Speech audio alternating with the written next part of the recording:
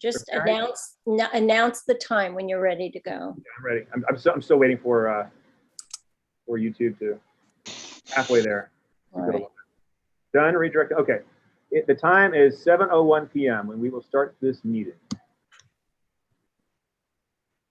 Great. Well, hello, everybody. Thank you all for being here and welcome new members, Paige and no, Sean, you've been on the committee, haven't you? No. Were you on it before you started? No. I just attended it frequently. Oh, okay. Okay. Well, welcome. Thank you. Welcome and welcome to our existing members. Thank you for coming back. We're happy to have you back. And actually, it's my first public. This is my first time. Oh yeah, I guess so. Well, welcome to you too, Colby. I know I've been a watch captain for a long time, so it's fun to be here. That's true. Lots to say. All right. So we have 9 people in attendance, okay. And we're going to go right into. Oh wait, let me just read off who's here. Colby. Robin, I'm here. Paige. Tess. Sorry, did you say my name? Tess. Yes, ma'am. Tony. Here. Okay. Kevin. Kevin's not here. Okay. And Jay. Don't see him. And Sean. That's me. All right. So make sure no one else waiting in the wings. we have 6 people that are in attendance. So we have quorum. I mean, not in attendance, but from the committee. Our first motion is to review and approve the committee minutes from last meeting, which was June 7th. So motion A, to approve the GTLNC June 7th, 2021 Public Safety Committee minutes. Full text of the minutes can be found at gtlnc.org. Do I have a first? Sean. Sean, thank you, Sean. Do I have a second? Tony. Tony? Thank you, Tony. Any discussion on the minutes as read? Seeing none, hearing none, motion carries 6-0-0. Okay, Colby. All right, now we'll Wait, you're open it up to sound a little muted. public comment. You sound a little muddled. Okay. Oh, you know what? How about now? Is that better? Yeah. Can you hear me now? Okay. We'll open up to public comment. Let's see if anyone has their hand raised from the public. I see Ron Babini. Okay, can you hear me? I hear you. Okay, I know you're going to have a Zoom National Night Out tomorrow night. I heard about that for Tulip Lake, but there is a real live in-person National Night Out tomorrow night at Johnny Carson Park. I believe it starts at 6:30. And what part of the park do you know? No, I do not know, but it's easy. You know, Okay. easy to find. The park is not that big. What time, Ron? I believe it's 6:30. If you look on the Toluca Lake Chamber of Commerce website or at your latest email from them, you'll see an announcement about it in the latest newsletter. Great. Thank you, Ron. Shirley, Colby. Don't call me Shirley. Quit calling me Shirley. I couldn't help it. Couldn't Saw help that it. movie. Any other members of the public? Okay. I don't see any other hands raised. I don't see anyone with their hands raised. Okay. Board? No? Anyone? Then we'll move on to Curtis Delbar, Officer Curtis Delbar, with our committee member and news and announcements. Hey guys, how's everyone doing? Great, Officer Delbar. Thanks for coming tonight. Great. So a few things here. The stats I only have are from the last time. And the reason why is our crime analysis unit, the guy was on vacation. So he's coming back and trying to get caught up. So I'll repeat some of the crime stats that we had from last time. with robberies at 92% of an increase for year to date, always. And burglaries are at actually a negative or have been down about 28%. And burglary from motor vehicles are up 34%.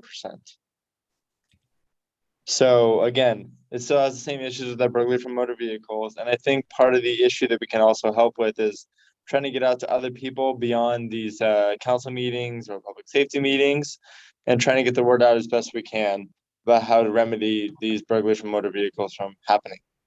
You know, the like how to keep it thing, it is old, but it still holds a lot of truth to it. And not leaving things in your cars, not leaving keys in your cars. These are still things that we talk about all the time. And we're all very good with this. But I think it helps that we can branch it out to the rest of the community in an effective way too. The other thing is, as I was talking about earlier, I did get pulled to a couple protests. So sometimes I'm not in the area. And I find these out usually the day before. So it's not a convenient thing. But this happened twice in the last 3 or 4 days. I got to go to 2 protests. And then last thing that was when I was reviewing the emails is some speeding issues that are happening on Whipple. Supposedly it's stemming from a construction site over there. I went there today. I got there a little bit later, so the construction site was closed. I didn't see any speeding. I was there for a while. So I'll go earlier next time to see if I can get it open and see what I can experience over there. Curtis, I've heard from numerous people in the neighborhood that these construction workers, when they get off work, tend to speed through the neighborhood. I'm not sure why that is. Maybe they just want to get out of there.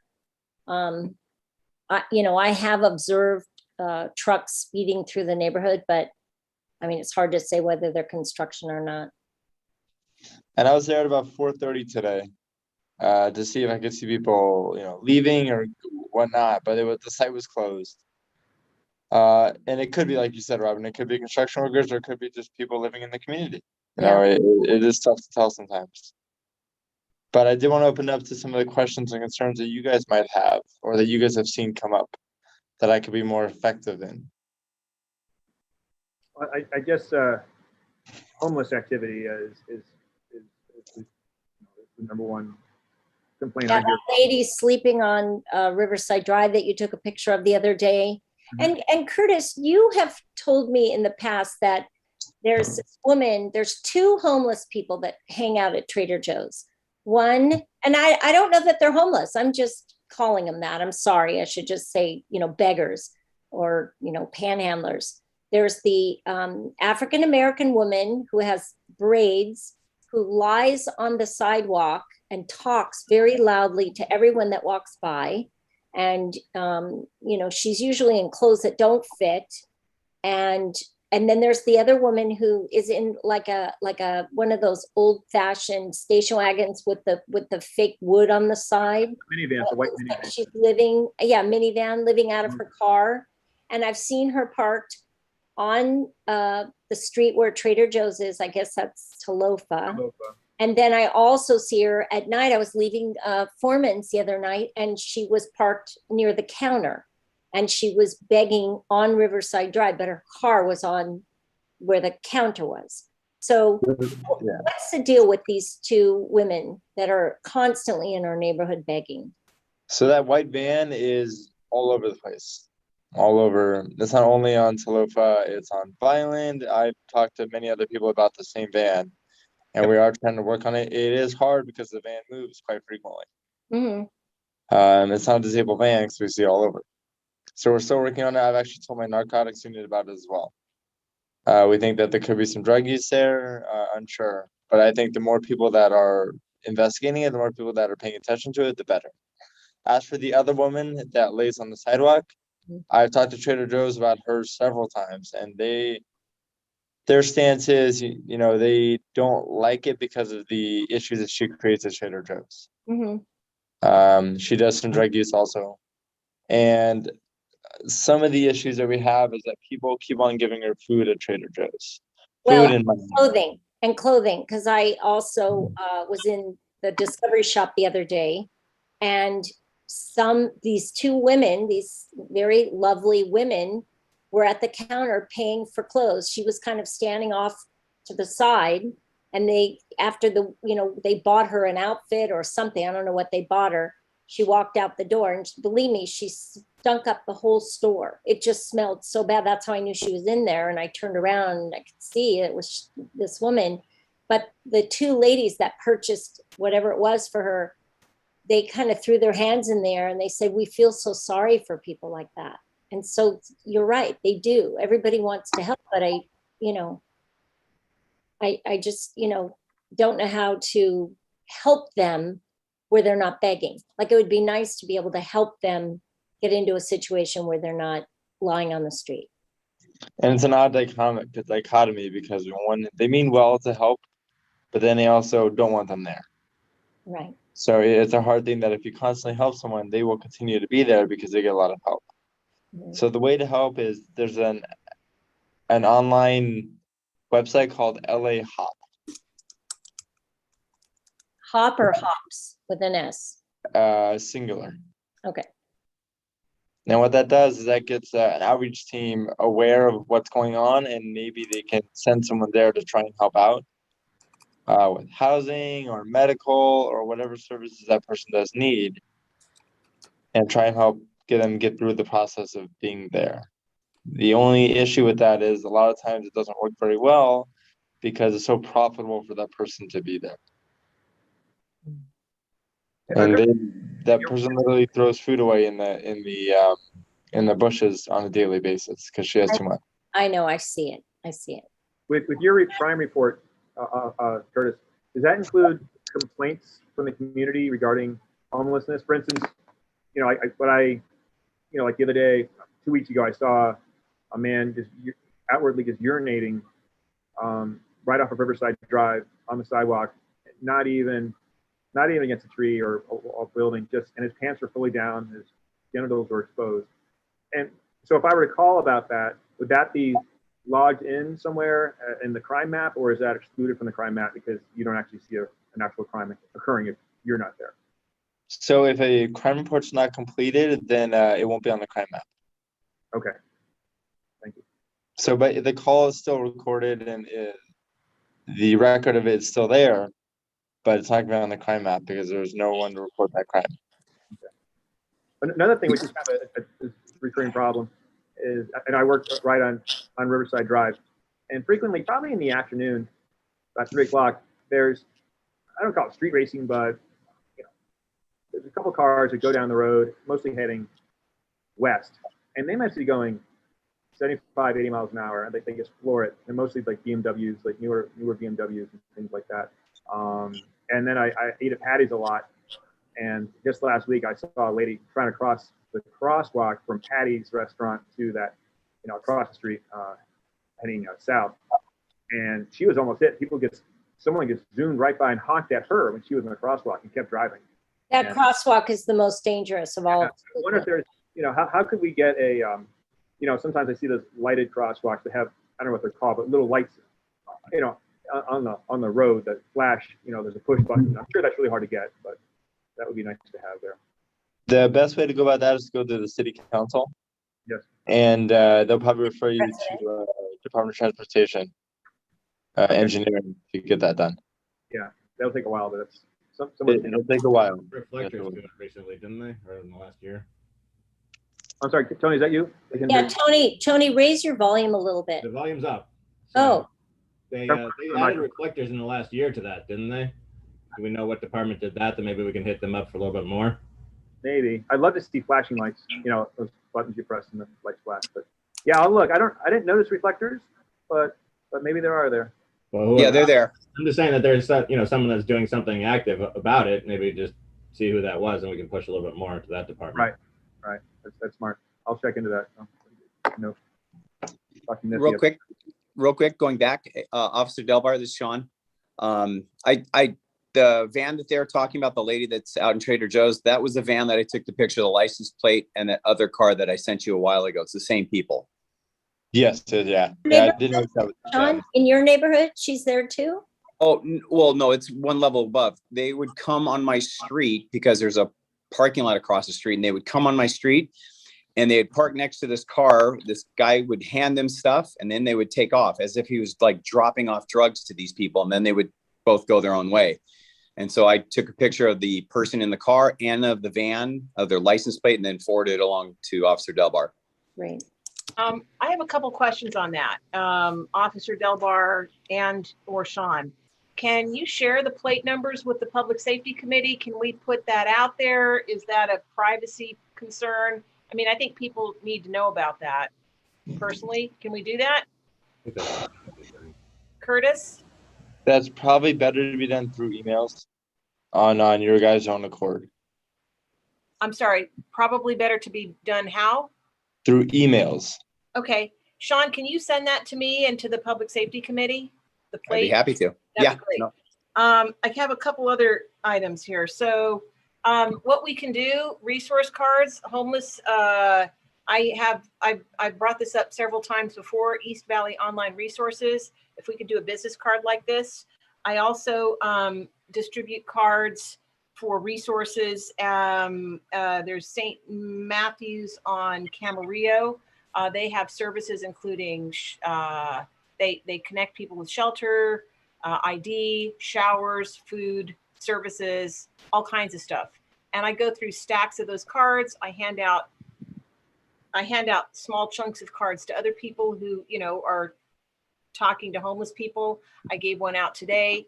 So this is something that we can do. Of course, you can't compel people to use the services, but to make them aware that they're available, I think is a really good thing. And I will scan and send that to everybody today after the meeting. I think we should have something like this ourselves. I will comment on the LA HOP, which is an interesting system, but I've referred a number of people through that system. And one of the problems with it is that you can't ever follow up and see what's happened. They cite privacy concerns. And I'm going to start challenging that because I don't think it's valid. I'm not asking for somebody's medical records. I'm not asking for their social security number. I'm not asking for their work history. I'm just asking, has this person been helped? Because when we citizens are trying to help these people and we're getting them to where they need to be, and then they get lost in the system, then the system is the problem, not us, not the citizens. And, you know, we get scolded a lot that we're not doing enough. I think a lot of us are doing as much as we can, and then to be blockaded by this system. I've actually been stopped from following up with someone who gave me written permission to follow up on her problem. She was sleeping in her car on the street on my, you know, in front of my place.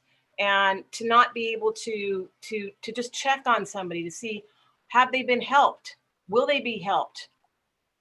You get these vague responses. Oh, you know, we'll send someone out in 3 to 5 days. Well, they might not be there in 3 to 5 days. And okay, so you can't get someone out there right away. But how is it that we citizens can't be informed of these non-privacy invading issues? Like this woman you're mentioning in front of Trader Joe's. I mean, if we get her into the IHOP, you know, system, wouldn't you all want to know if she's getting help or not? I mean, I would. You're just basically throwing people into a black hole, and that's part of the problem.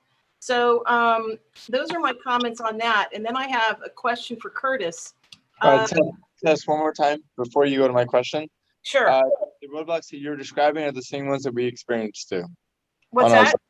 The roadblocks that you're describing with that system are the same ones that we experienced as Yeah, well, I'm going to start push back on this privacy thing. I'd like to see the policy and the authority on that. Because again, I'm not asking for somebody's social security number, their medical records. I'm not asking for their fingerprints.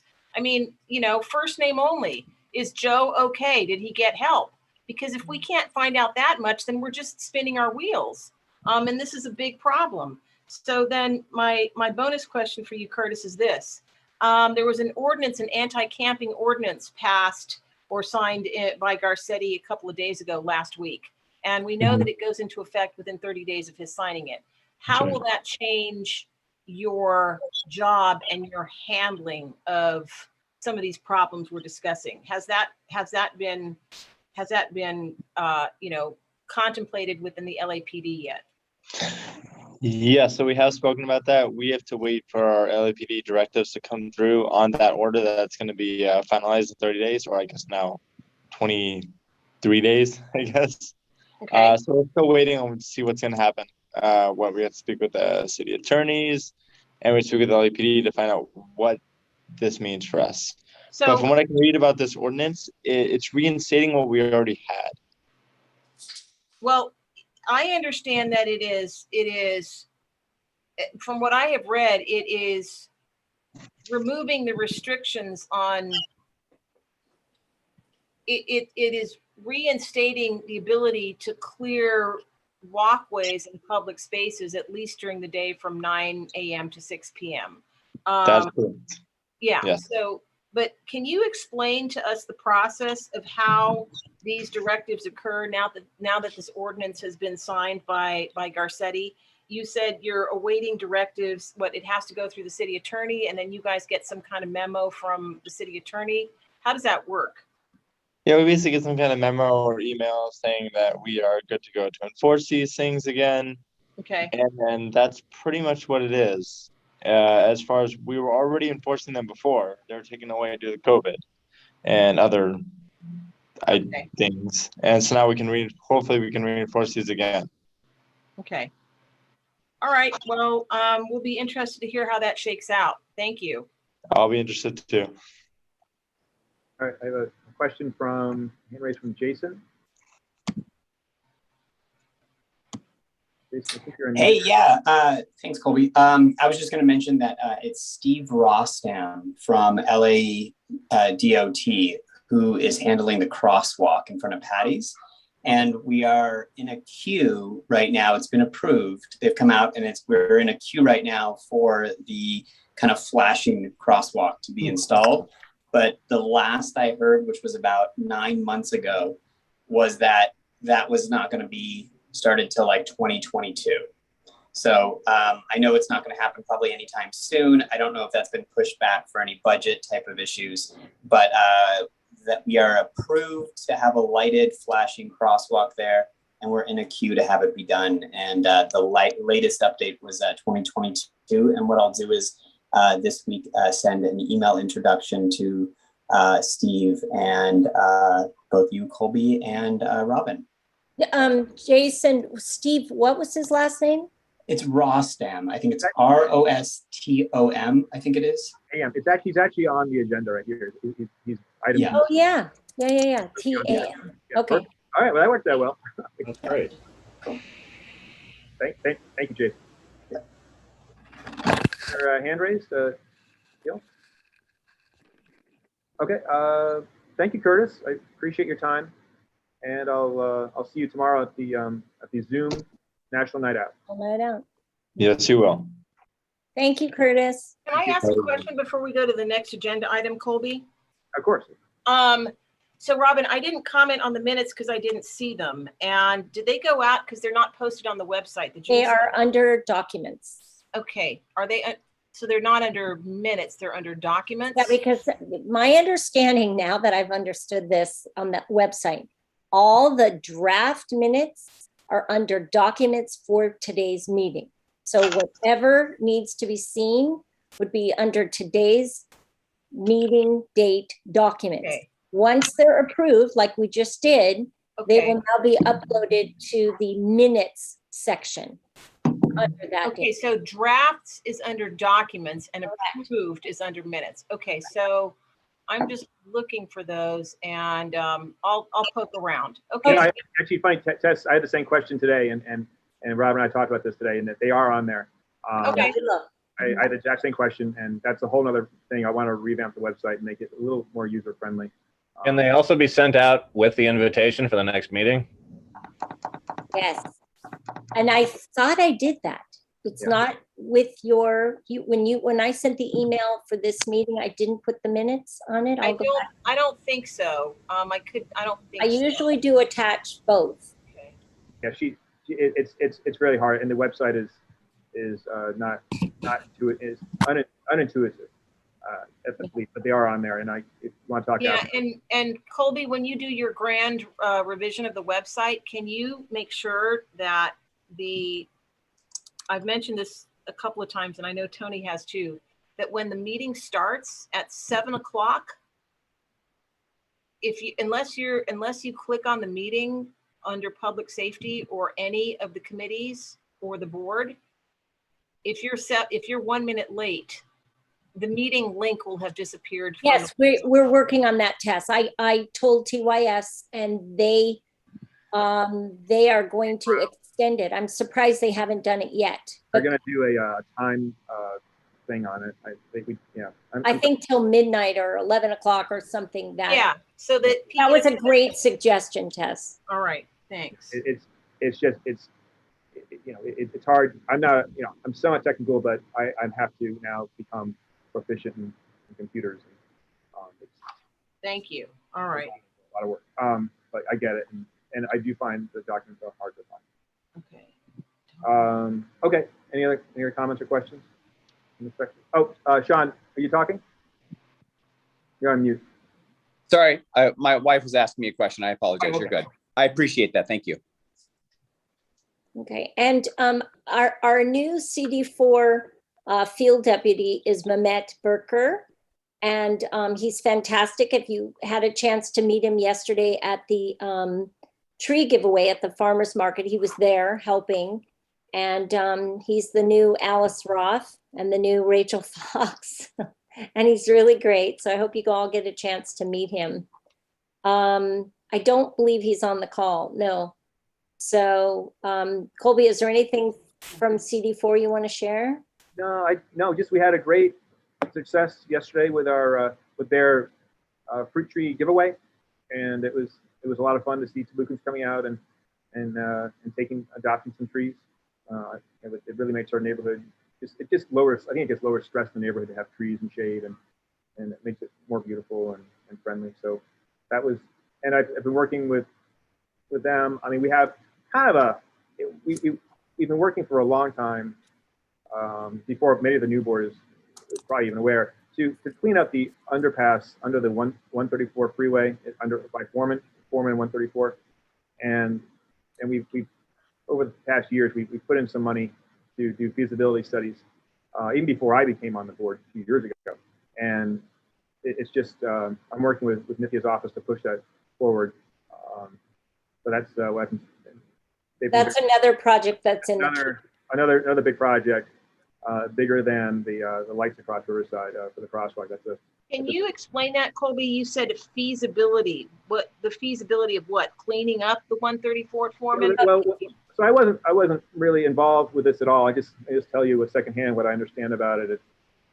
You're probably aware of the underpass, the 134 freeway in Foreman. It's very dark and dreary, and I think dangerous. And a couple years ago, I believe it was Ryan O'Toole headed up. It was beautification. No, it was the neighborhood council. Council, okay, was it council? Okay. You might know more, Robin. You've been on the board longer than I have. Maybe So what, Tess, several years ago when we acquired the money from Universal and the Toluca Lake Beautification Partners was established, along with the neighborhood council, there was a feasibility study that was done to determine how we can put parking underneath the Foreman underpass. Okay. I'm familiar with that, Robin. I thought it was feasibility study vis-a-vis homelessness. No. This has to do with the creating 17 new parking spaces. Okay. And yes, putting I'm familiar with that. Okay. Okay. You're asking. I think so, you're asking what or so we were asking about CD4, and I've been in communication with them to speak about that, and speaking to Jonathan. We was with Jonathan Brill, and he is the person in the city who is responsible for signing off on the next leg of this journey. And that's the one that Colby. That's the one we gave $7,500 to last year, correct? I believe it was a 5,000. Yeah, I believe it was a lot of money. Yeah. No, so it's a current project, is all I meant. It is, but just a couple of years ago, it was last year that we approved it. I'm sorry, Tony. What? We approved it last year, so I'm assuming that that's actually going on. Maybe it was under, it got delayed because of COVID or something like that. But that should be current project. Oh, it is a current project, but Jason had reached out to him Mr. Brill several times, and not really received as much feedback as we were hoping. So I'm going to get Nithia's office involved to push that forward. Is Jonathan Brill in LA City Planning, or is he, what department is he in? Is, I'm looking him up right now. Jason, you're on the call. Do you know any more information about this? Yeah, I think it's Jeff Brill, and I think he's actually through the city clerk's office. And I think that he is responsible for reviewing and approving contracts that neighborhood councils sign for, I think, improvement projects. So he actually was the one that approved the first study that was done. And it's just kind of been sitting on his desk now for the second study to take this project to the next level.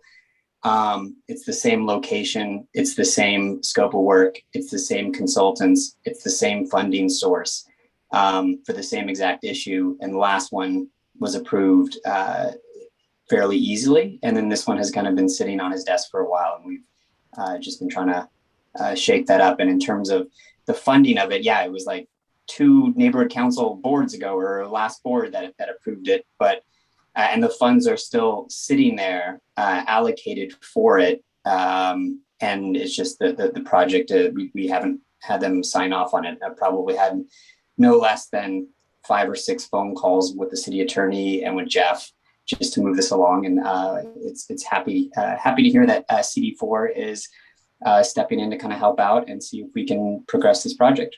Well, yeah, and I had a talk with the CD4, and there's a double-edged sword with using CD4 as muscle to push this forward. The positive is, yes, on the Facebook value of it, it looks like we're going to get things moving.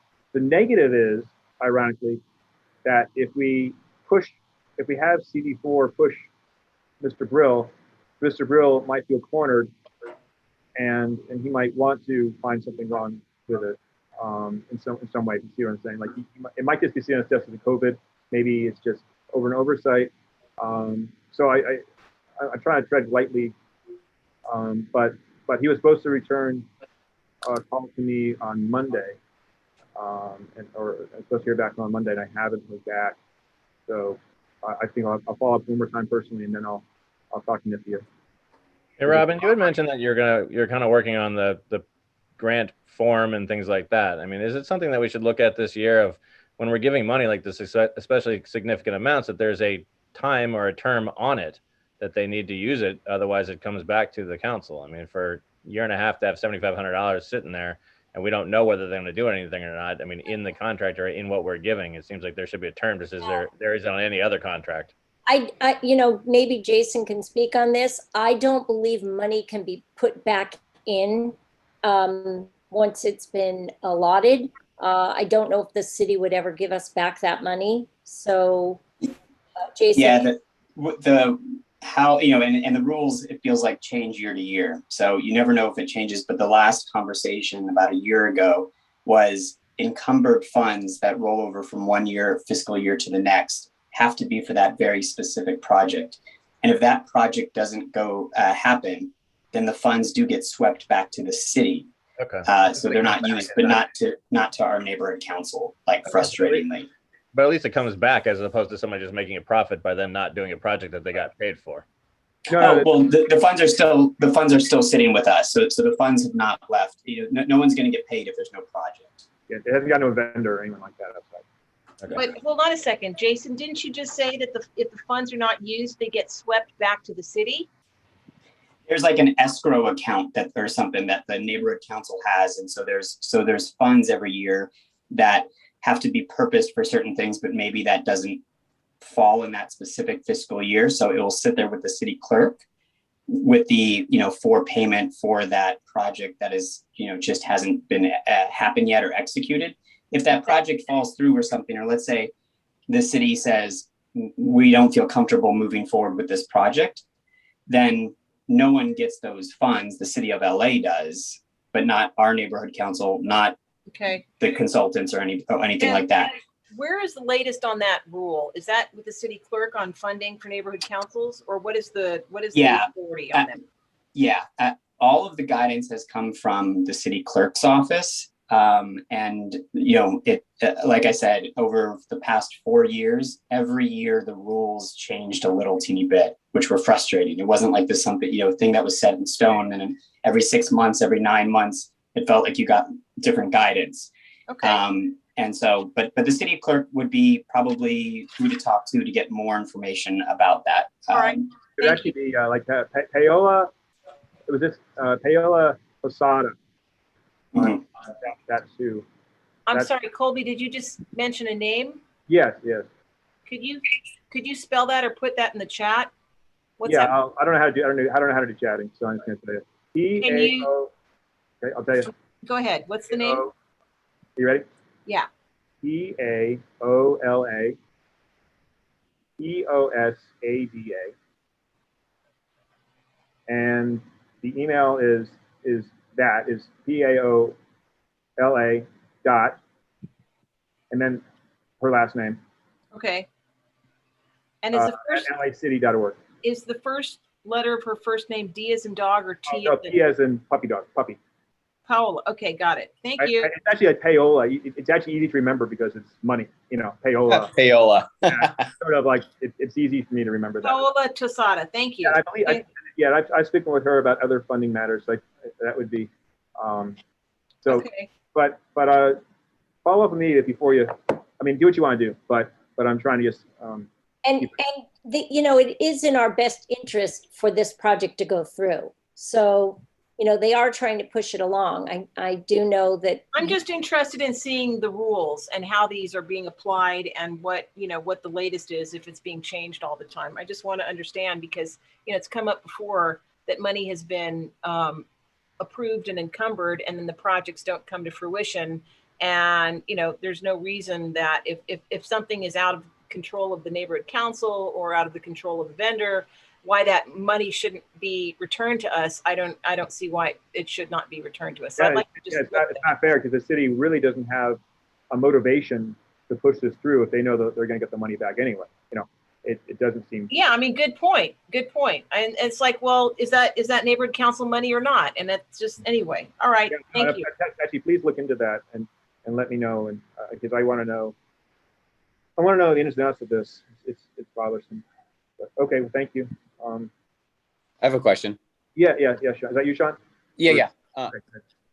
Is it incumbent on us to maybe when we do these contracts to then put a time limit in a way to kind of in an undercover way put their feet to the fire so that they don't drag their feet? So when something like this, especially when it's a safety issue for us, because we certainly don't want anyone getting hurt at that intersection.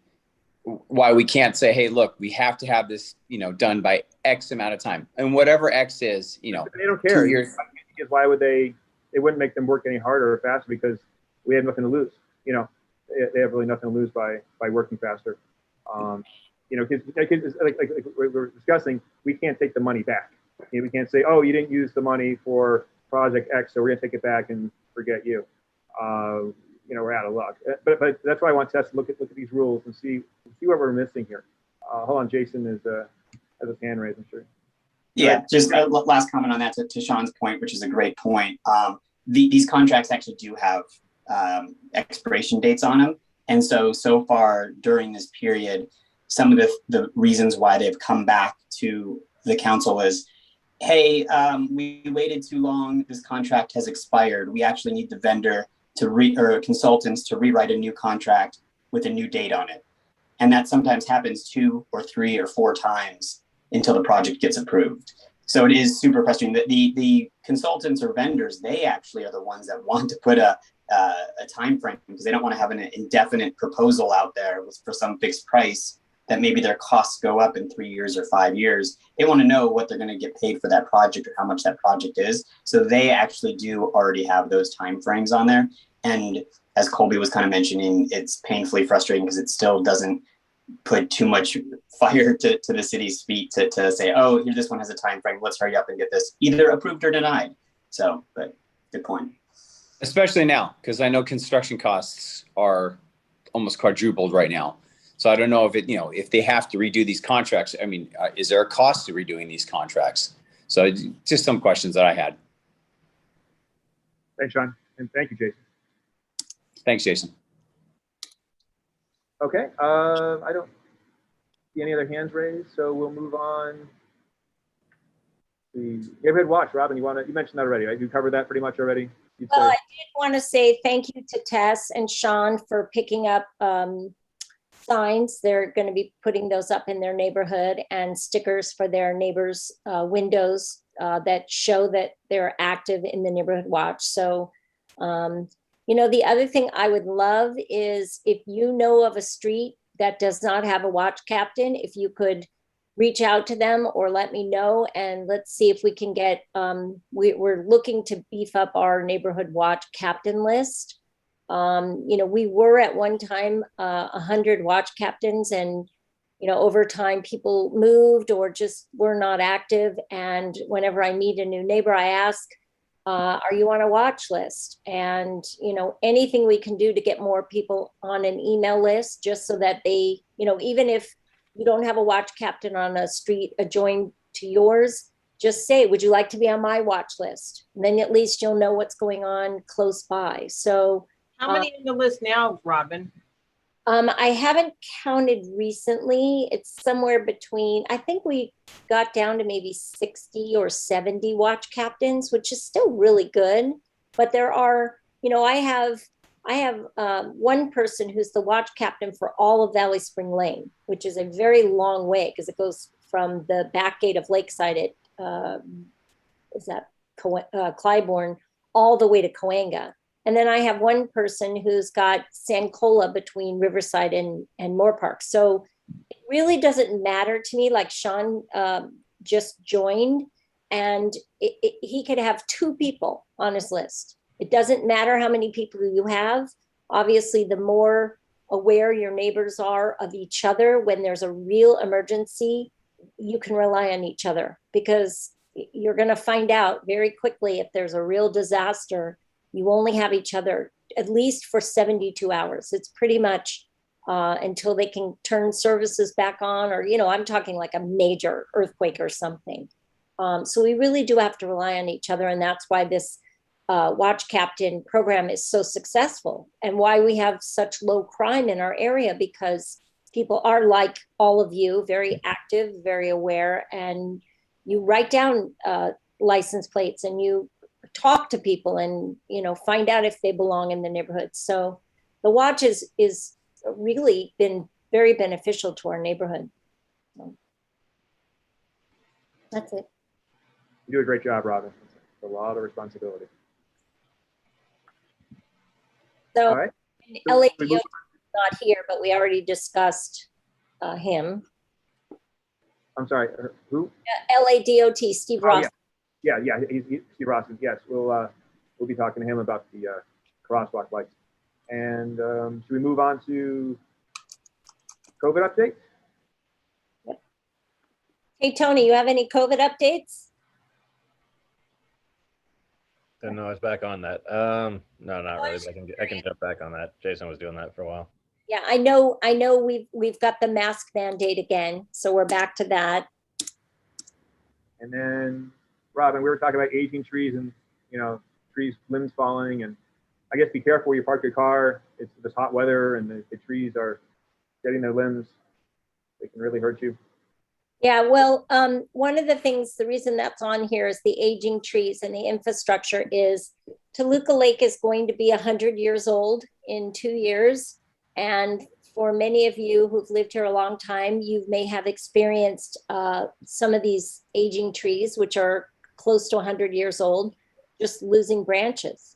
And I know for 4 streets in my neighborhood, all the street lights were out for a long period of time. And when the city came to fix it, and they've done it now a couple times because it keeps happening, the infrastructure is aging out. The wires are fraying and they're not holding what they're supposed to be doing.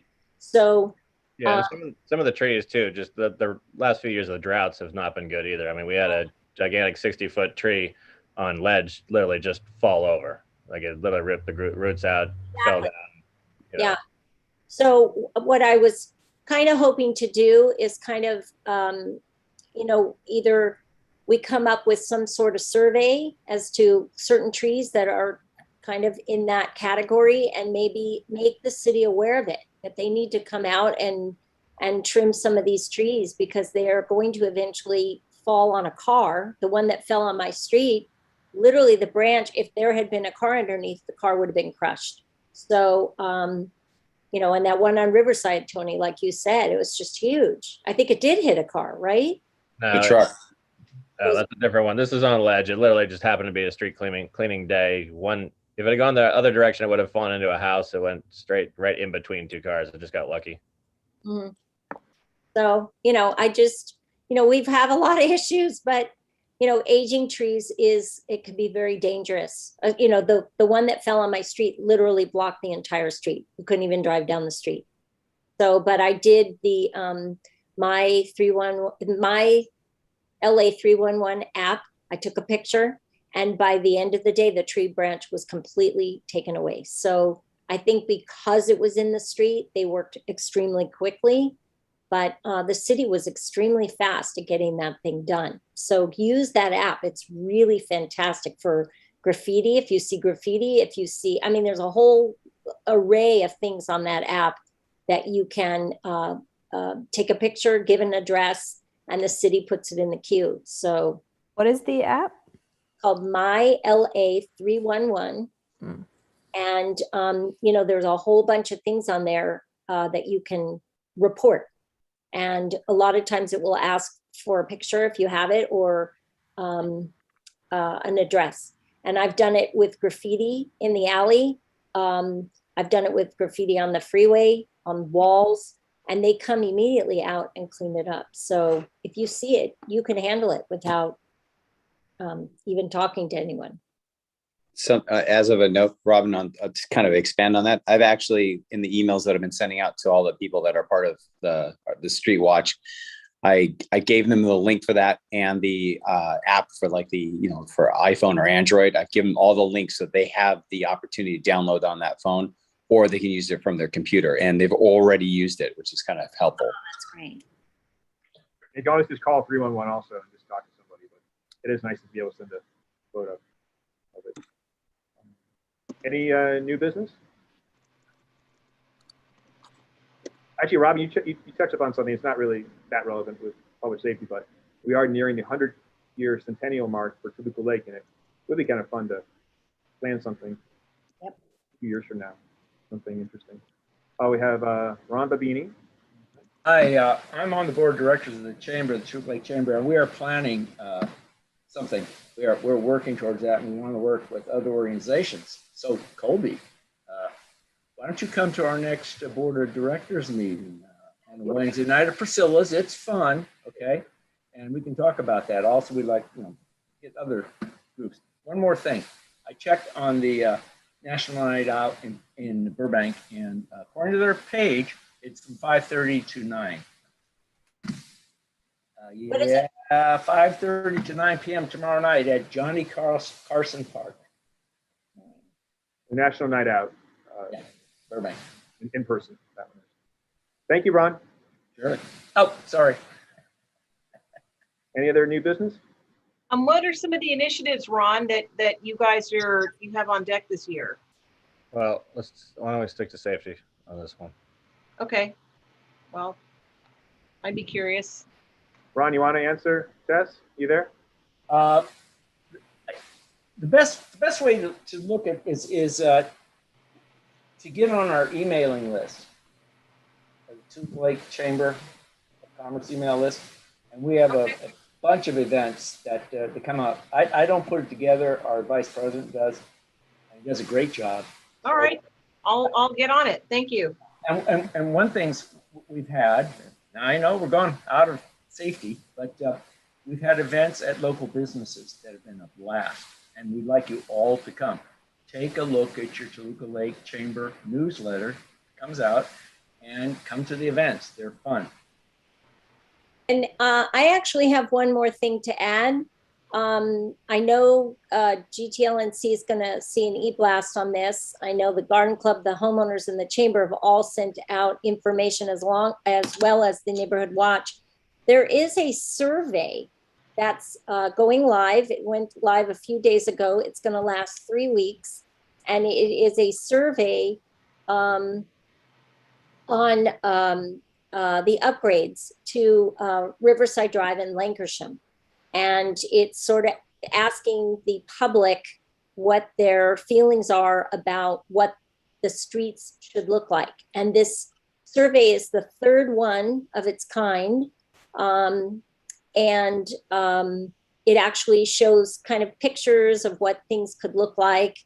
And with the East Valley City upgrade, I guess they haven't done an upgrade in our end of the area, our end of the valley, in 45 years, I think. And so this survey is going to be rolled into the city's plan for upgrades. And maybe some of it will be funded by the city. Themaybe we will have to do it ourselves, but they are taking what the community is saying they want into their plan. So hopefully you've all seen it, because you're on probably many of these homeowners chamber.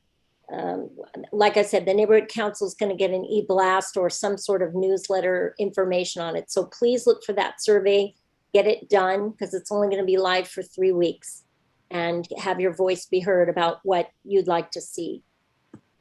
That's it. Thanks, Robin. And we have a hand raised. Thanks, Andrew, for being so patient. You are unmuted, Andrew.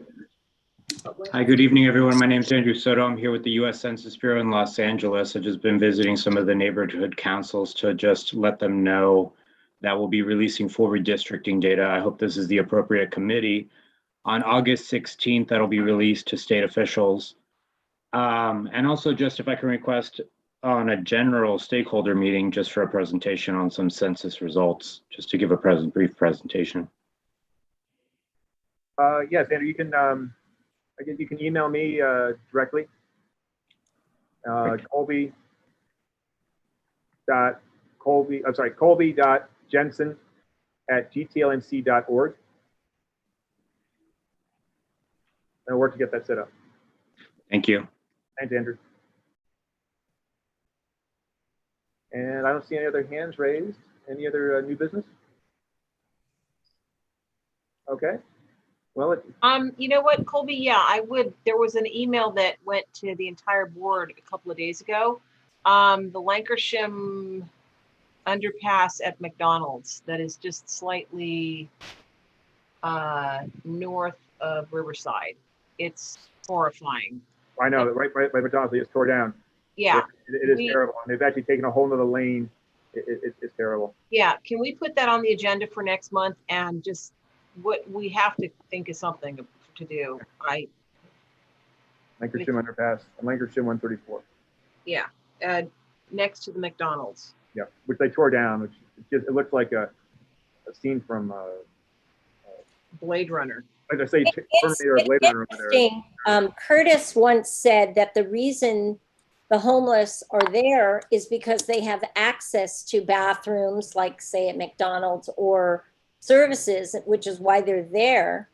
And yet now there's no McDonald's. So I'm wondering what other services they have at their disposal. A lot of people that stop at the gas station there. It's just a higher foot traffic. People are also going to the coffee shop. So there's just a lot more people that ask as they walk by or drive by or park there.